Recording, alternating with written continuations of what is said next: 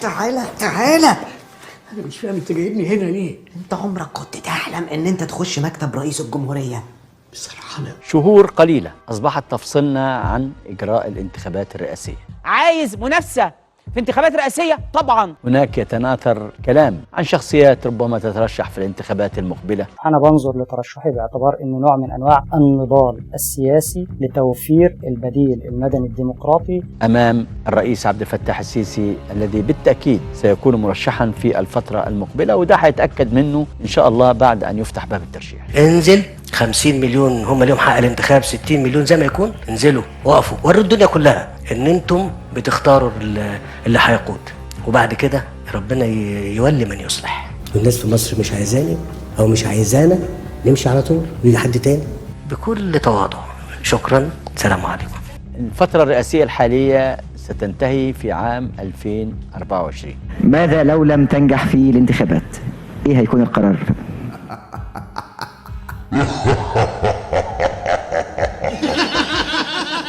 كاريزما حاج، الله اكبر. طبعا كان في تعديلات دستورية أقرها مجلس النواب في 2019. الدستور الحالي يقول ان هم مدتين بس، ما اقدرش اقول اكتر من كده. الرئيس الحالي قال ولا يوم زياده. لان بالمناسبه اذا كنت انا اقسمت ان انا احترم الدستور والقانون وبحاول اعمل ده، بقول بحاول ليه؟ عشان لا انفي عن نفسي الخطا والنسيان. خشبة المسرح ليها احترامها زي خشبة الميت بالظبط، بيشيلوها 4، ما ينفعش يشيلها واحد لوحده، كده ما ينتفنش. تنتهي هذه المدة الولاية الثانية 2022 طبقا لهذا التعديل، تنتهي 2024. ومن ثم يحق لرئيس الجمهورية الحالي الترشح لفترة رئاسية ثالثة مدتها 6 سنوات. إلى الأبد إلى الأبد إلى الأبد، ولن يكون هناك تداول سلطة، ولن يكون هناك حياة سياسية حقيقية. عشان البلد دي تطلع لقدام، مش عشان عبد الفتاح يقعد فيها. وانت مش مبسوط ولا ايه؟ ازاي؟ لا ازاي؟ لا، ده تفكير ضيق قوي، تفكير ضيق قوي. كل ما نيجي نتكلم على موضوع تعديل الدستور، طب هو مش ممكن نعدل الدستور من غير ما نعدل ماده الرئيس؟ طب ده كلام غريب على الناس اللي بتبقى عايزه تيجي تمسك في الحاجه على طول. صحيح غريب، بس انا كده ان شاء الله. لسه ما فيهاش شوكولاته يا عم.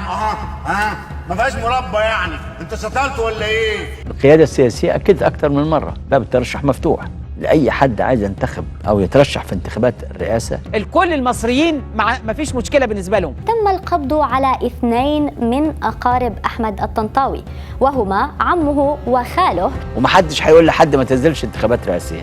يا ريت يبقى عندنا 3 4 5، مفيش مشكلة. انزل انزل يا سيدي، لديك رؤية، أهلا وسهلا.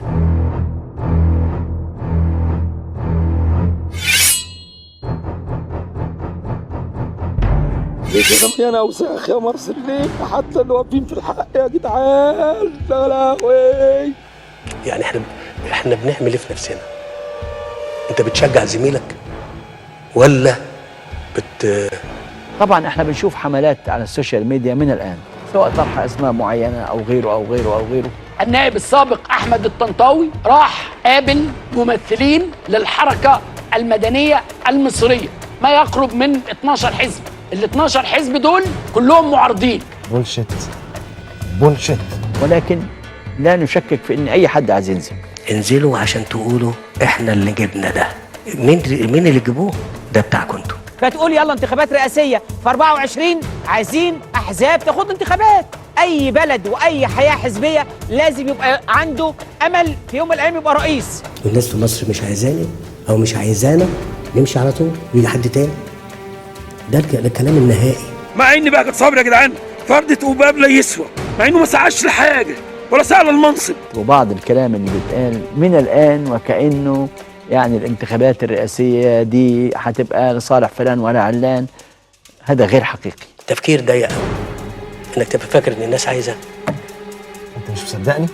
احلف لك ما بحبش. طب اسمح لي اقول لحضرتك، اذا كنت شايف ان وقتها في 2014 او 2018 كانت المشاركه مسرحيه، لماذا تشارك الان في المنافسه امام الرئيس عبد الفتاح السيسي؟ لو انه القواعد كانت ذاتها اللي في 2014 وفي 2018 فهكون بالضروره منعت من الترشح بشكل غير مباشر. لاني مهما اختلفنا كنت عارف الانتخابات الرئاسية في هذه المرة إن شاء الله بالتأكيد لابد أن تتميز بالشفافية والنزاهة واحترام المرشح المنافس. انا مش عايز غير سفاره وصندوق. وفي النهايه الحكم الشارع المصري. احنا ورانا شغل ومش فاضيين للكلام الفاضي ده.